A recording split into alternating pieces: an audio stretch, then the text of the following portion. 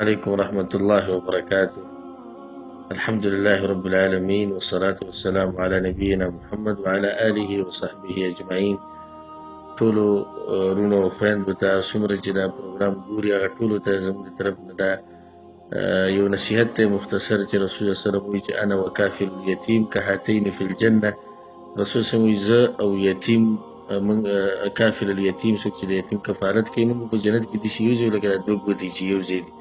نو زما ټولو ته دا نصیحت دی چې د یتیمانانو په سر باندې لاس کېږدئ، یتیمانانو باندې سبقونه ووایئ، یتیمانانو ته جامه پیزار واخلئ، یتیمانانو ته خوراک واخلئ، د هغوی د سبق کفالت وکړئ، د هغوی د دینی تعلیم دنیوي تعلیم کفالت وکړئ او دغه زموږ ټولو لپاره د کامیابۍ ذریعه ده. او زموږ ورور شیخ عزت الله صاحب چې دا یتیمانانو کوم کفالت کې د هغې لپاره کوم کوشش کوي نو په دې کې ورسره مرسته وکړئ. الله به ستاسو سره مرسته وکړي.